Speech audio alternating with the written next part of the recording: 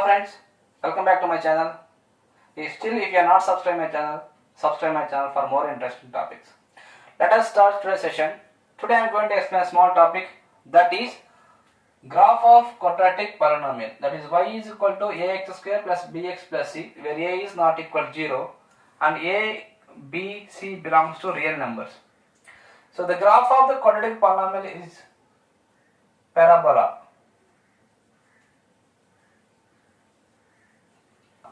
So the graph is, it may be open upwards or it may be open downwards. So when the graph is open upward, when the graph is open downwards, it depends upon the value of a.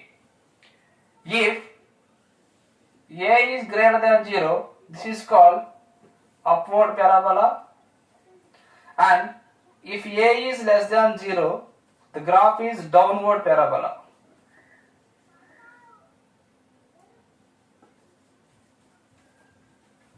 Okay, so here in the upward parabola we have three conditions. The first case is the graph cuts the x-axis at two distinct points, and second case is the graph is touches the x-axis at a single point, and the third case is the graph is entirely above the x-axis. Similarly, if you compare the downward parabola, here also we have three conditions. Here the graph cuts the x-axis at two distinct points, and second case is it touches the graph at single point, and third one is it is entirely below the x-axis. So the graph is here is going to infinity. How can we say the graph is always going to infinity? So it is depends upon the x value. If x is increases to infinity, y is also going increases to infinity. That's why the graph of the quadratic polynomial is going to increase to infinity in always. Let us discuss condition of this parabola. So observe here, the graph is cuts the x-axis at two distinct points. So we know that when the graph cuts the x-axis at two distinct points, when delta is greater than 0, and here a is what? A is greater than 0. When a is greater than 0 and delta is greater than 0, the graph of quadratic polynomial is cuts at two different points. Coming to here also cuts the graph at two distinct points. So we know that it is possible when delta is greater than 0 and here a value is less than 0. Coming to case 2, here the graph touches the x-axis at single point. When the graph touches the x-axis at single point, when discriminant value is equal to 0, and here we know that a is greater than 0. Coming to here the graph is touches the graph at x-axis at a single point. This is also possible when d is equal to 0 and here a less than 0. Coming to the case 3, here the graph of the quadratic polynomial is entirely above the x-axis. That means delta is less than 0 and it is open upward. So therefore a is greater than 0. Coming to here, this is also graph not touches the x-axis. It is possible when delta is less than 0 and we know that graph is below this downward parabola. This is possible when a is less than 0. Let us discuss a small question. The question is, which of the following is a graph of y is equal to x square plus bx minus 4? Here we have four options.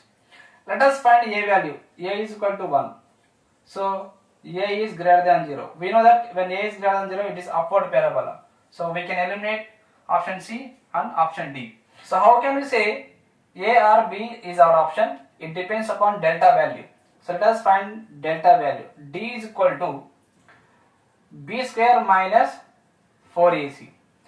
And observe the question, b is b only, b square minus 4 into a value is 1 and c value is minus 4. This is equal to b square minus into minus plus 4 4s are 16.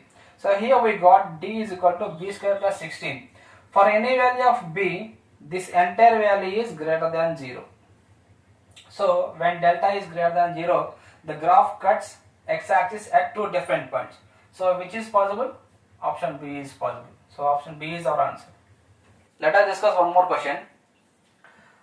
Which of the following graph represents expression y is equal to ax square plus bx plus c, where a is greater than 0, b less than 0 and c less than 0?